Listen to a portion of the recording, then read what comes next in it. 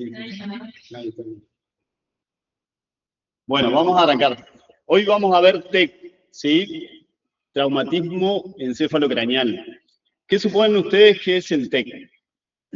¿Cómo se puede producir? Un agente externo. Traumatismo. Bien, ¿cómo? Perdón. Bien. Por un agente externo hay una agresión hacia el cerebro, hacia la cabeza, que puede ser, puede producir una lesión externa o interna, ¿sí? Puede venir una contusión, un piedrazo, un palazo, lo que sea, o si no, puede ser una frenada, el signo de latigazo, y producir la lesión internamente, ¿sí? En desaceleración se llama eso. Bien. ¿Ustedes cuáles creen que son con qué traumatismos tenemos más riesgo de vida?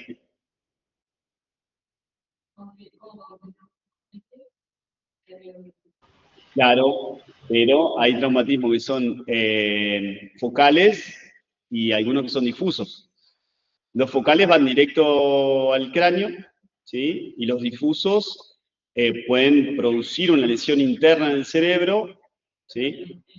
Ajá, por ejemplo, el que dijimos reciente, el signo del latigazo. ¿Sí? La mayor cantidad donde se producen TEC son en accidentes de tránsito.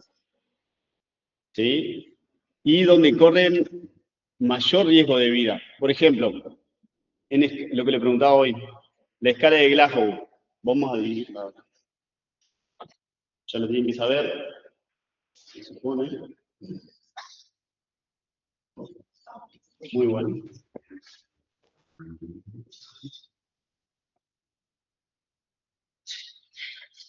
Ahí va, ahí va.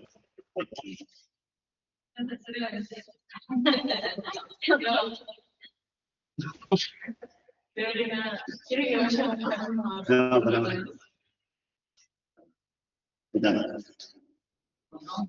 Bueno, bueno, vamos a hacer otro poquito. Vamos a poner que los traumatismos entre 3, 9, 13 y acá tenía 15. Imagínense una escala de Glasgow, ¿sí? Si el paciente en un accidente, no se ve nada, ¿no? Está comprendido en esta zona entre 3 y 8, ¿qué va a ser en la escala de Glasgow? ¿Qué sería? Grave, ¿sí? ¿Sí? Acá sería una lesión moderada, entre 9 y 13, y entre 14 y 15 sería leve, ¿sí? La mayoría de los pacientes, de las personas que tienen un accidente traumático, en un accidente de tránsito, por ejemplo, el 50% tiene riesgo de vida, evolución hacia la muerte. Y acá un 20% del leve recién puede avanzar hacia moderado. ¿Qué se imaginan que es un traumatismo leve? Por ejemplo. Una contusión. Bien. Casi siempre los traumatismos leves pasan en chicos. En las caídas, no sé si alguna vez habrán escuchado, se cae un chico y le dicen que no lo hagan dormir durante 6 horas.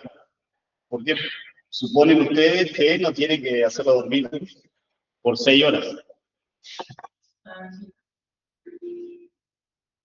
Para ver si nos da algún signo o síntoma de la contusión que está comprimiendo el cerebro. Por ejemplo, ¿qué era lo que producía un síndrome de hipertensión endocraniana? ¿Se acuerdan? Sí, pero ¿qué síntomas tenía? Vértigo puede tener, vómito cerebral, mareos, ¿sí?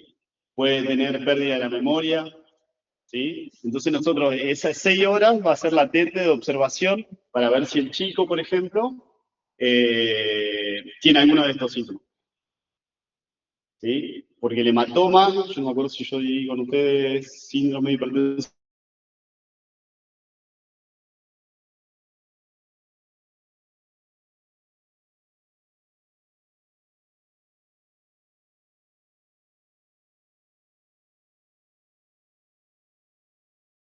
bóveda craneal y la dura madre. Y puede producir la compresión del cerebro. Por eso se tiene que quedar despiertos a 6 horas. ¿Sí? Bien. Las causas, ya hablamos, accidente de tránsito, caída, y se da más en hombres que en mujeres. 4 hombres, cada una mujer. Es más o menos el promedio. Después en agresiones, peleas. ¿Sí? Bien, los síntomas. Va a ser herida, fractura, el sangrado, lo que hablamos de pérdida de conocimiento y los síntomas de la hipertensión endocraniana. ¿Sí? La evaluación rápida del paciente con un trauma craneoencefálico en un accidente era lo que hablábamos de la escala de Glasgow. No sé si vieron el manejo del ABCDE. ¿Sí? ¿Cómo era? El A. Bien. Vamos a ponerlo como si fuera un ejemplo.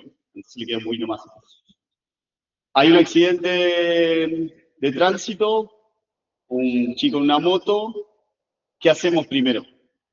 Llaman a la ambulancia. Bien. No. Sí.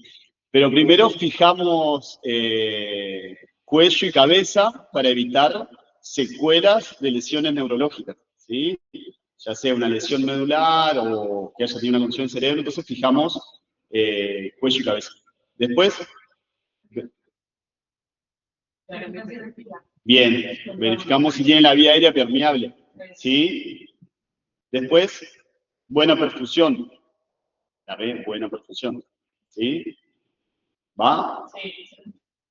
Bien, ¿qué puede pasar para que no tenga una buena perfusión? Puede tener un golpe a nivel de costillas, a nivel de la glotis, a nivel de cuello, que haga un hematoma hacia adentro y no deje que pase el flujo de aire, ¿sí? Bien, después, circulación. La circulación puede tener una hipoxemia, ¿sí? Un bajo flujo. Bien, perfecto. Después el que sigue es Glasgow, que eso nos va a determinar si el paciente está grave, moderado o leve, ¿sí? Después, exposición del paciente. ¿A qué se refiere con eso? Control neurológico. Tipo,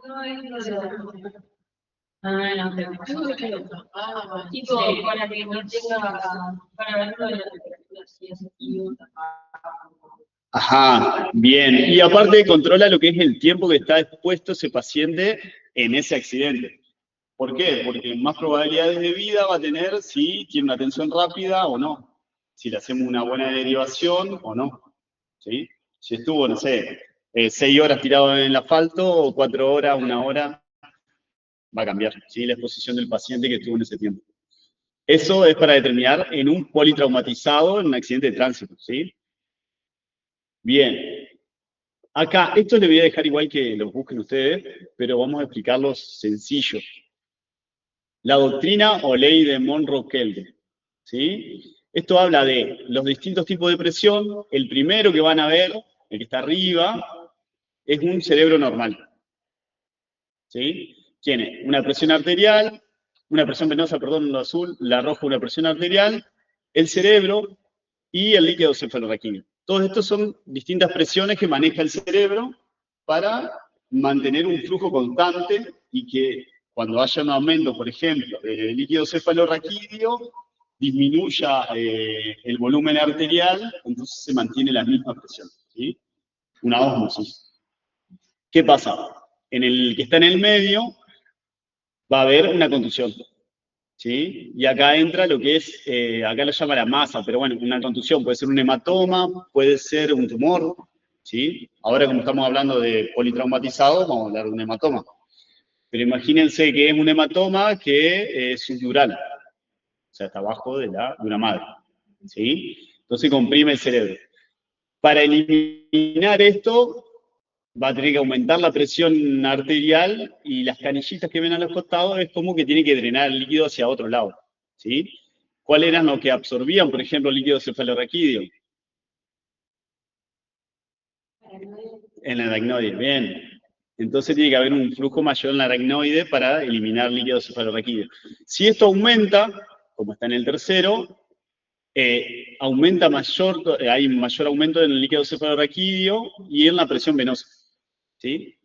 Entonces la masa tumoral o el hematoma aumentó. Cualquiera de estos signos, por ejemplo, ¿cómo sabíamos que había un aumento del líquido cefalorraquídeo? Ajá. ¿Y cómo la sacamos? Ajá. Pero ¿cómo sabíamos? Con una punción lumbar. Bien. Al alzar la punción lumbar, es como un repaso. Sí. Al hacer la punción lumbar, nosotros sabemos que está aumentado el líquido cefalorraquídeo. Entonces, para resumir, cualquier aumento de estas presiones nos va a decir que hay un hematoma, o hay un golpe, o lo que sea. Ahora vamos a ver las distintas formas de golpe, de contusiones. Bien, lesiones intracraneales. Tenemos, como decíamos hoy, focales y difusas, ¿sí? Las focales van a ser hematomas epidural, ¿sí? El epidural está entre, ¿se acuerdan las propiedades del cráneo? Del cráneo, de la cabeza, ¿sí? Es el hueso, entonces una bóveda inexpansible, es rígido, por lo tanto, cualquier cosa que tengamos adentro, que ocupe lugar, nos va a hacer presión en el cerebro, ¿sí? Ese hematoma epidural va a estar entre el cráneo y la dura madre. Profe, ¿Sí? Sí. ¿puedes poner en presentación la diapositiva? Porque por lo menos yo, no sé mis compañeros, yo la veo chiquitita. Ay, no.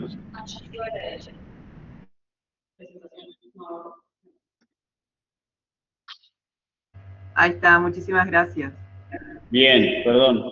Esto es lo que estaba hablando antes. Sí, eso lo vi bien, pero las letras no las veía. Gracias. Bien. Estábamos hablando de hematoma epidural. Está entre el cráneo y la dura madre, ¿sí? Generalmente son de origen arterial. Después está hematoma subdural, que ¿dónde va a estar? Entre la dura madre y el cerebro. Bien. Se hacen incisiones quirúrgicas. Y hemorragia intracerebral, que está en la subaracnoidea. Ahí está. Bien. Ahora vamos a ver, quiero que vean, ahí, en estas imágenes, ¿cuál es cuál?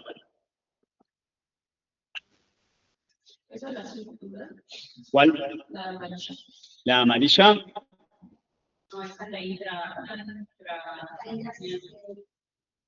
Ajá. La subaracnoidea. Bien, esta. Bien, entonces produce una lesión interna, ya sea, va a producir una lesión puede ser un autoconducto de Silvio, todo donde vaya la aracnoide, va a producir una lesión. Esta de acá arriba, bien, acá está el hematoma. Y esta, bueno, ya está. Epidural, ¿sí? Ahí está. Ahora, lesión difusa, esas eran focales. Lesión difusa. Contusiones, o traumatismo, le pueden decir. Contusiones múltiples o traumatismos múltiples. Y lesión de hipoxia o isquemia. Lo que sea por ejemplo, una CB, es una isquemia. Una disminución del flujo sanguíneo hacia el cerebro. ¿Sí? Lesión difusa. ¿Vamos bien o no? ¿Volvemos? ¿No? Lesión difusa. Contusión. Contusión cerebral. Bien. La mayor probabilidad de lesiones es en la fosa auricular, temporal y frontal. ¿Sí? En los puntos de apoyo, casi siempre, accidente, porque vamos hacia adelante por la aceleración. Entonces, ahí a donde muestra es la lesión, la contusión que podemos tener. Una contusión o traumatismo simple, ¿sí? Contusión múltiple, depende del área de la lesión, pero esto, por ejemplo, acá también, depende, casi siempre va a ser en los mismos lugares, como les decía, la fosa auricular, el temporal o el frontal, van a ser los que más se dañan en la simple, en la contusión cerebral. En los traumatismos múltiples, depende de la lesión, y acá va el signo del latigazo, ¿sí? Hay una aceleración, cuando va hacia adelante, frena el golpe. ¿Quién frena los golpes en el cerebro? Bien, las meninges. Bien. Frenan el golpe que el impacto del cerebro, porque el cerebro es bastante más chico que todo el cráneo. Entonces, el impacto del cerebro hace que no vaya hacia adelante, lo frena, pero cuando vuelve tiene un impacto en occipital, como ven acá en la figura, en occipital y en frontal. ¿Sí? Entonces, según el área, pero casi siempre son frontal y occipital. Y estos pacientes van a terapia intensiva, la mayoría. Y después de esas contusiones teníamos el tercero, que era la hipoxia, ¿sí? La hipoxia es la disminución del flujo sanguíneo hacia el cerebro. Tenemos uno más, que es parte de las lesiones difusas, que es la lesión de base de cráneo. Son las más complicadas. La lesión de base de cráneo, ¿cómo vas a saber que tiene una lesión de base de cráneo? ¿Sí? Base de cráneo, ¿quién lo formaba?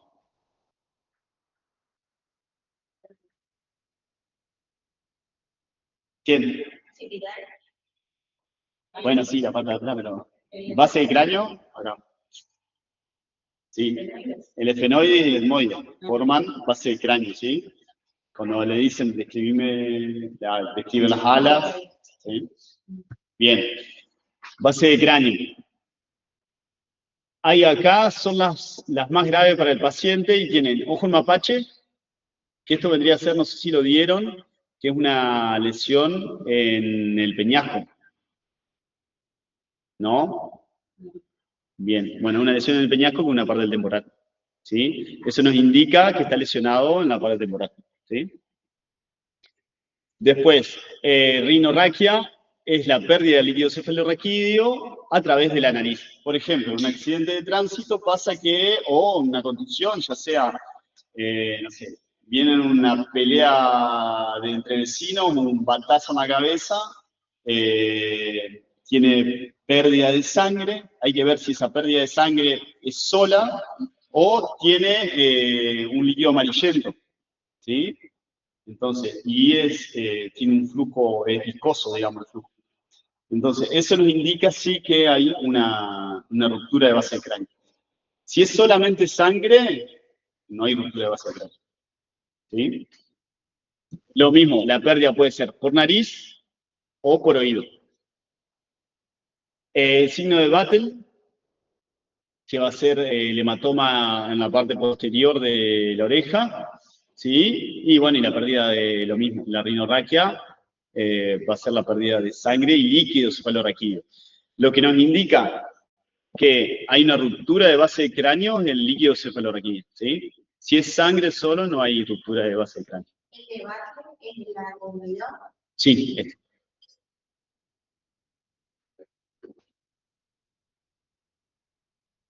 Y ojo, el mapache acá está recontra bien marcado, porque por ejemplo hay contusiones que en el hospital acá una vez había un chico que se había colgado de un arco, se le cayó, le pegó en la frente y viste que el hematoma desciende, entonces va hacia los ojos, no es que tenga una ruptura de base de cráneo, sino que el hematoma cae y se va hacia el costado. Eso, ojo del mapache, vieron que es diferente, como tienen los dos ojos en compoto. Entonces, ahí cambia. Bien. Estudios complementarios. ¿Qué estudio complementario harían ustedes? Ya saben. Ajá. Radiografía, resonancia, y bueno, y puede ser TAC. Y después hay uno nuevo que es Doppler transcraniano. ¿Eso para qué se imaginan que es un Doppler? Bien, para ver la presión cerebral que hay intracraneal. Bien. Bien. ¿Alguna pregunta de traumatismo? ¿Quién? ¿No? Como que las imágenes de la anterior, de la EPI, esas no las veo. ¿Cuál? Esa dos de arriba, ya está. Está. Acá está bien entre el cráneo. ¿Sí? El hematoma está bien acá. Igual esto puede ser un absceso también, pero un acúmulo de líquido en el cerebro. A veces no hay buena eliminación yo creo que esto lo habré hecho, no hay buena eliminación de líquido cefalorraquídeo, entonces se acumula líquido en el cerebro, produciendo una inflamación y puede producir síntomas dependiendo del lugar donde se produzca este acúmulo de líquido, ¿sí? Por ejemplo, si es en el área frontal. Bueno, acá también tenemos que tener en cuenta que los politraumatizados o alguna contusión puede producir, si es muy grave, signos de frontalización se llama, que se rompe la inhibición del paciente. Casi siempre es muy sexual el paciente, como que viene todo lo primitivo y no tiene ningún freno, ¿sí? Seguramente habrán visto. A veces pasa también en los ACV, muy rara vez, pero hay frontalizados dentro de los ACV. ¿Sí? Las secuelas, ¿cómo se imaginan que van a ser en esta y en esta? En la epidural, subdural y subaracnoidal. La más grave sería la sexual. Ajá. Bien, esto va a ser más grave. Sí. ¿Qué se imaginan de tratamiento en esta, por ejemplo? O en esta. Bien, un drenaje. Bien, ahí hay que ir sí o sí a cirugía. Si no, lo primero que se hace es dar diuréticos. Diuréticos, para eliminar la presión, para bajar la presión. ¿Sí? Bien. La presión está entre 50 la normal. Ajá. 50 y 100. 50 y 100. Bien. Dependiendo de qué presión también. Mirá. A ver si.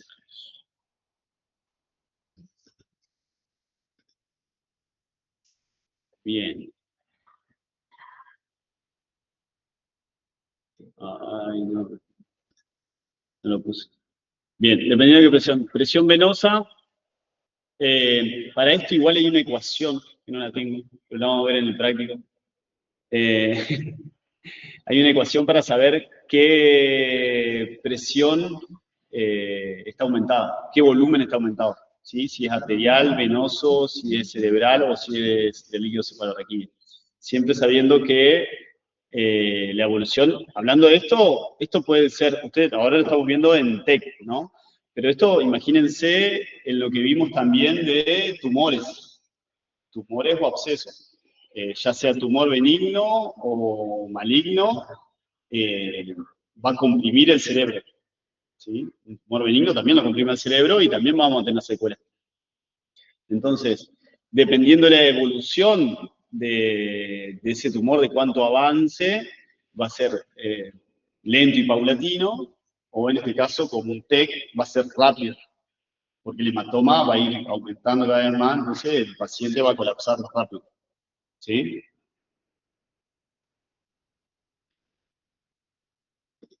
Según las secuelas, por ejemplo, a nivel frontal, ¿qué secuelas puede llegar a tener si hay una lesión a nivel frontal?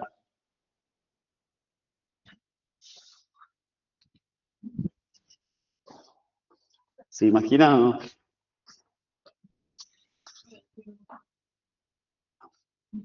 Frontal. Bien, racionamiento.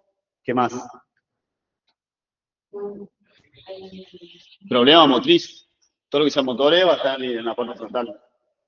Y si es el lado izquierdo, frontal izquierdo, mirá, bien. Bien, ahí. Y ustedes son el... Bien. Si está en la parte occipital, ¿qué puedo producir?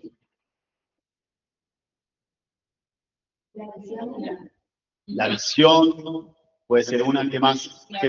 La coordinación, La coordinación, el equilibrio, el tono muscular. Bien. Sí, los movimientos voluntarios. También. En parte parietal. ¿Eh? Bien, no, la parte sensorial, la parte parietal es la parte sensorial, ¿sí? Entonces vamos, según el área donde esté la lesión, vamos, van a ser las secuelas que van a quedar. Cuanto más rápido se atienda al paciente, menos secuela va a tener. ¿Sí? Cuanto más rápido se lo derive, menos secuela va a tener. Por ejemplo, esto que hablábamos de una contusión, por ejemplo, lo mismo. Hay una pelea entre vecinos, le dan un palazo, va al hospital, lo mandan de nuevo, no tiene nada, lo mandan de nuevo y empieza a convulsionar una casa. Sí o sí, una lesión leve que estaba en la escala de Glasgow entre, ¿cuánto? 3 y 8. Perdón, 13 a 15, perdón, 13 a 15, mala mía. 13 a 15, ¿qué vamos a hacer con ese paciente? Bien, 48 horas para ver, o 24 o 28 horas, dependiendo de cómo haya sido la contusión. Y en un moderado, que es entre 9 y 13. ¿Qué vamos a hacer? Claro, bien, ahí vamos a medir lo que es la presión intracraneal, vamos a dejarlo en observación sí o sí 48 horas, se le va a hacer radiografía, ¿sí? Y en un grave ya puede estar intubado, ya va a terapia intensiva. Al leve se le tendría que hacer también resonancias. Radiografía, bien. Bien. ¿Algo más? ¿Qué más le queda? ¿Quiere un traumatismo entonces encefalocraneal o craneoencefálico? Una lesión, Ajá. por algo, por un efecto externo, Bien. queremos que por Una lesión a nivel cerebral, ¿sí? ¿Cuál es la clasificación de las lesiones? Locales o difusas. Bien. Locales o difusas. O focales y difusas. ¿Las focales cuáles eran?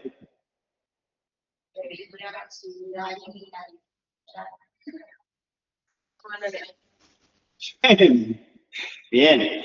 ¿Y las difusas? conducción múltiple y Sí, yo puse contusión, pero pueden decir traumatismo, traumatismo múltiple o politraumatizado y de hipoxia. Bien. Bien, perfecto. La de base de cráneo. ¿Cómo se dan cuenta que la base del cráneo está rota? O tiene una fractura en base del cráneo. porque la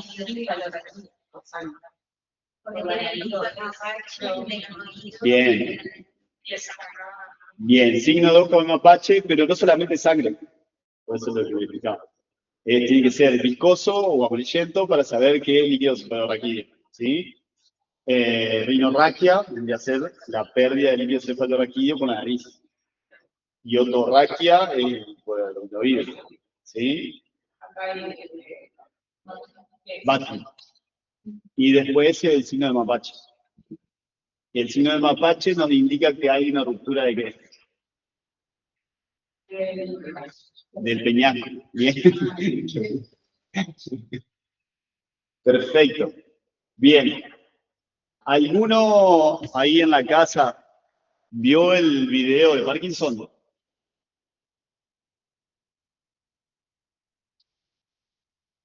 Chicos. No, profe. ¿No? ¿Nadie lo vio? Está. Mírenlo antes que vuelva Andrés, ¿no? Sí, no. eso da la semana que No. Eso tienen que verlo, lo trabajamos, cada uno lo vamos a trabajar en el práctico, lo vamos a trabajar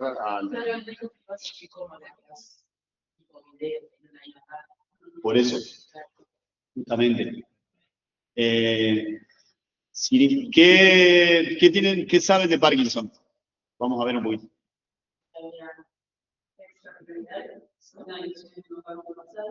Ajá. Hay un déficit. Ajá. Ujú. Ajá. ¿Y qué es lo que produce la dopamina? Porque hay un déficit de la dopamina.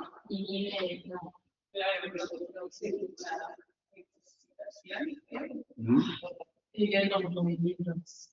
Claro, estaba muy bien, directa, perfilada, pero eso se produce esa disminución de, ¿no? Ajá.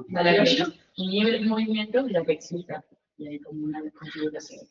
Bien, perfecto. La dopamina es la que maneja lo que son los movimientos coordinados, ¿no? Entonces, vamos a tener que, más sencillo, vamos a tener que, por ejemplo, hay movimientos descoordinados que nos indican que no hay una inhibición del movimiento, ¿sí? De freno. Ahora, ¿qué tipo de Parkinson conocen? Porque hay dos tipos, no sé si está en el video. Había uno, no me acuerdo, que decía síndrome parkinsoniano. Ajá. Y medicamentoso. Tenemos un parkinsonismo y el Parkinson en sí. El parkinsonismo, porque es que el Parkinson es debido a al déficit de dopamina, ¿no? Cerramos ahí. Y el parkinsonismo puede ser producido por algo secundario, por medicamentos, que siempre el parkinsonismo se refiere, o lo han referido casi siempre con los boxeadores. Por tantos golpes, producen Parkinson. Sí, parkinsonismo. Yo con mi abuela es bipolar y dio síndrome parkinsonismo por la bipolar. Bien. Sí. Es secundario a otro cosa. Sí. Eso es lo que hay que entender. Es secundario a otro cosa. Bien. Hay Parkinson rígido, porque todos pensamos que el Parkinson es la persona que se está moviendo, que mueve todo el tiempo las manos o tiene el temblor. Hay Parkinson rígido. Debería ser una sincinesia, la movilidad. Pero hay que decir que puede tener un movimiento de mano o un movimiento de maxilar inferior. Está todo el tiempo moviendo el maxilar. Está quieto y ¿sí? Todo el tiempo. ¿Y qué otros signos tiene el Parkinson a la persona? El de la rueda delgada, ¿qué más? La marcha, ¿cómo se llama? Pestinante. Marcha pestinante. ¿Y cómo es la marcha pestinante?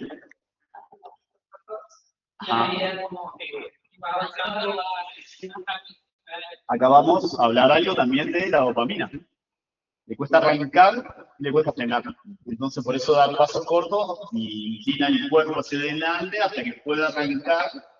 Y cuando va a frenar, tiene que tener un entrenamiento para poder frenar. No puede frenar de golpe porque tiene inhibición del movimiento. ¿Sí?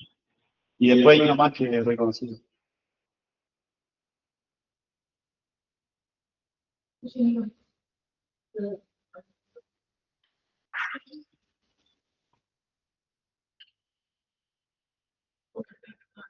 Claro, la cara del enfoque. Sí, la cara del enfoque está el paciente inexpresivo. Paciente inexpresivo. Entonces, bien. Después, ¿qué tratamiento conocen sobre eso? La levodopa. Bien. Kinesiológicamente, esto no va a entrar en el parcial ni nada, pero kinesiológicamente, ¿ustedes qué harían con un paciente con Parkinson?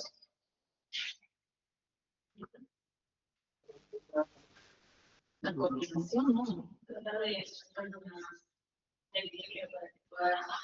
¿Qué trabajarían, por ejemplo? ¿Saben? Pero primero, ¿cuántos estadios tiene el Parkinson?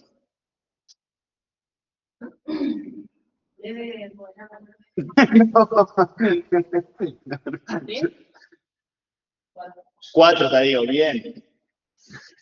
Bien, 4 estadios. Dependiendo del estadio que venga el paciente, vamos a dirigir el tratamiento o la rehabilitación en sí, hablando de nosotros, kinesiólogos. Casi siempre vamos a trabajar en la atrofia de la musculatura o en lo que sea la coordinación de los movimientos.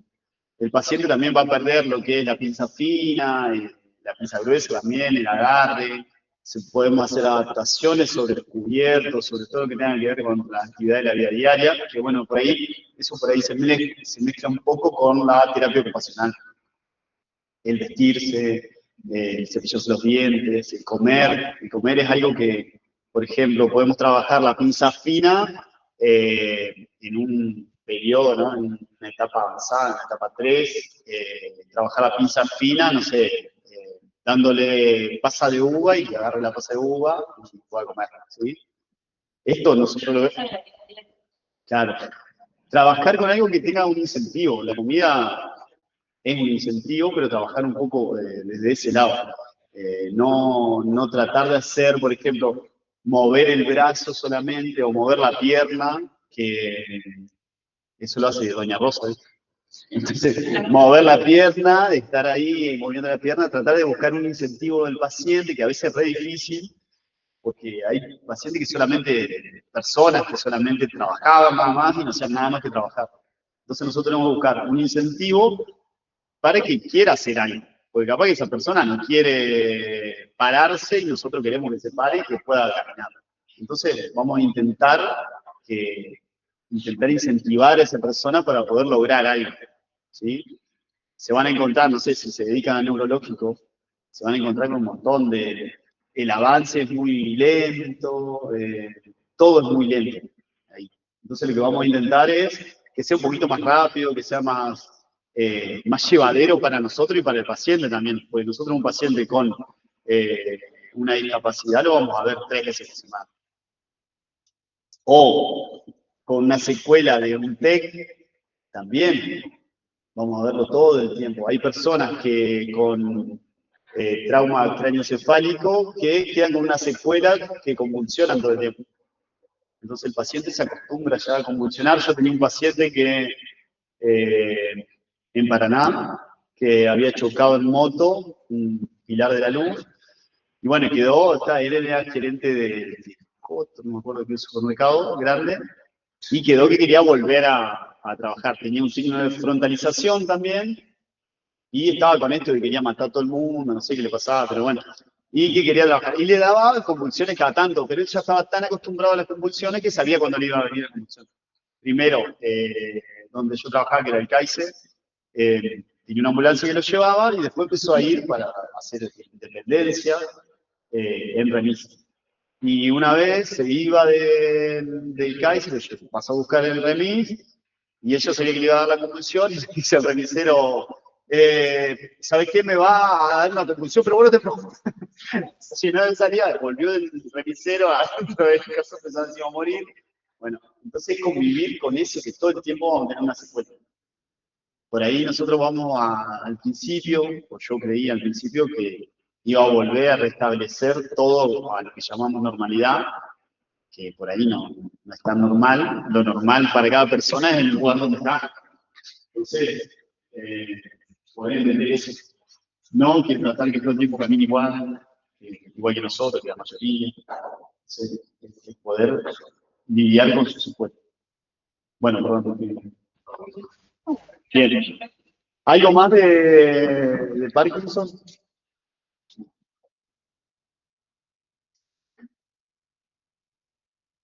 ¿Qué más tiene Parkinson? Eso, el tema de la hipertonía, o no.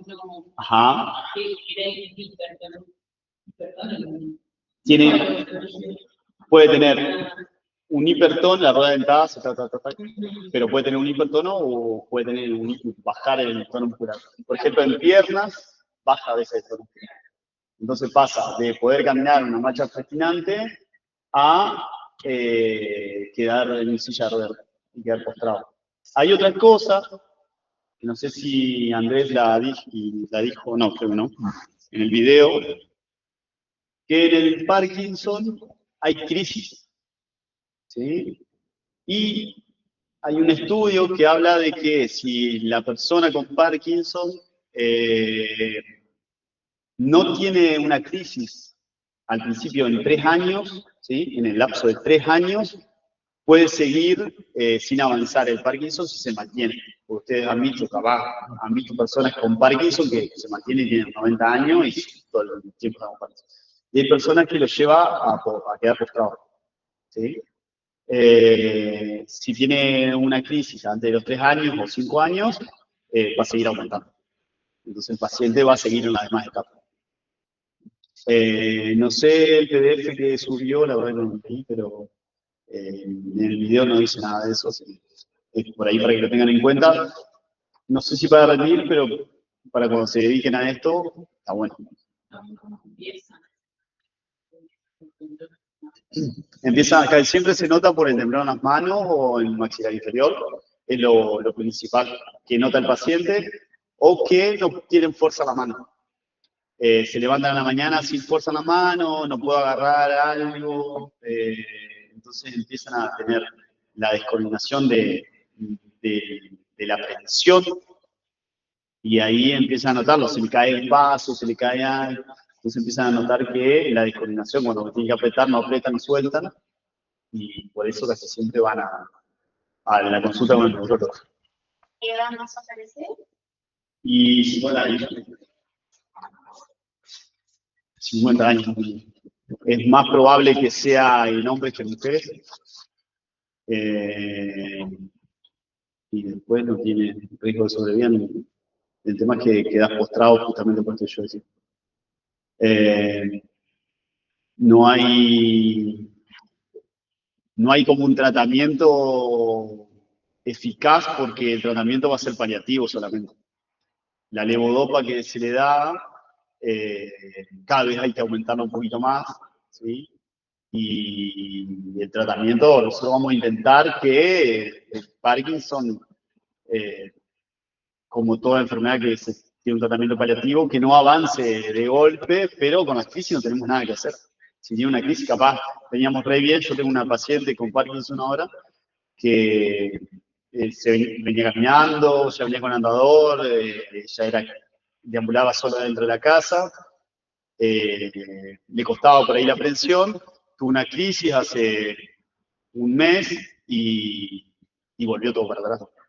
Ahora estamos recién empezando de nuevo a poder parar, pero bueno, ya veo un montón de imposibilidades que va avanzando con la persona.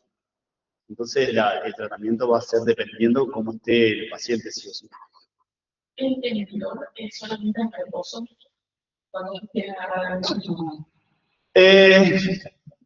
Andrés, ahí en el video dice que es solamente en reposo, pero yo he visto mucho temblor en actitud. El temblor en actitud, cuando va a agarrar algo, empieza la sincinesia a descoordinar para poder agarrarlo, ¿sí? El reposo pasa también, pero hay distintos pacientes que tienen sincinesia que puede ser por un... ay, se me fue la cabeza.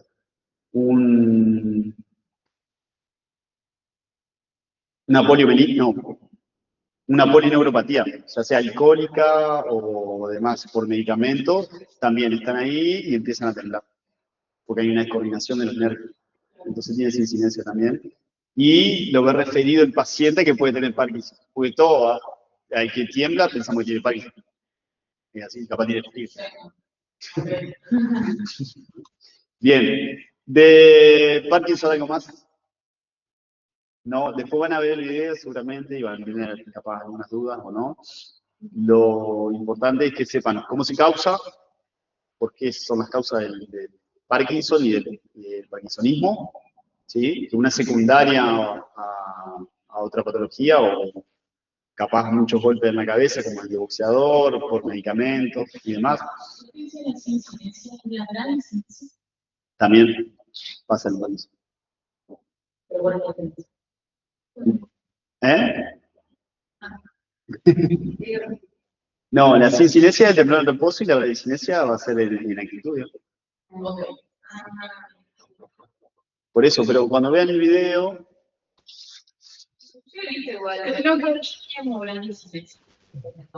Ya lo pueden. Por ahí, no sé el PDF, pero cuando vean el video van a ver Que por ahí Andrés dice esto de que solamente en reposo. Yo tenía un vecino que tenía Ujú.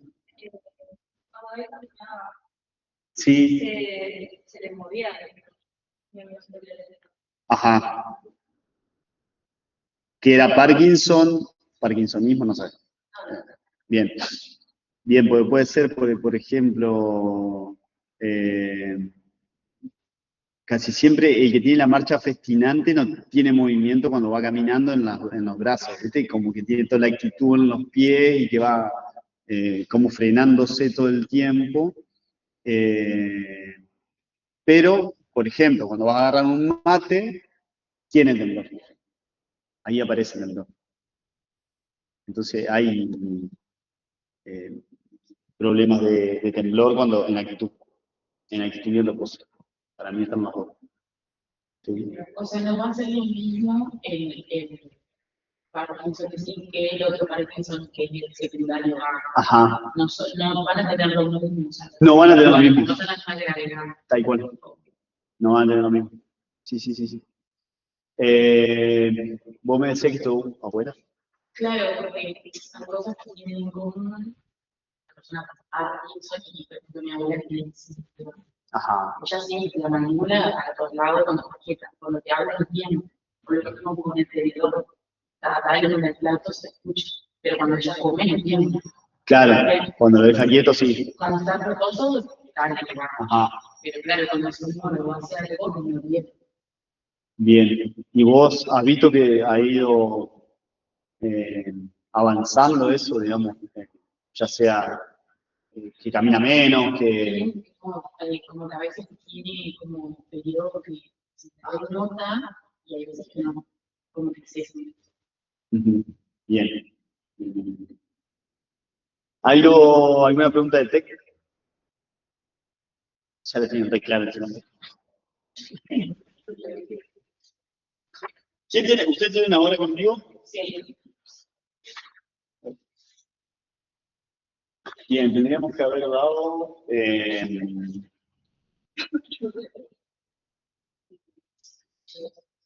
tendríamos que haber dado...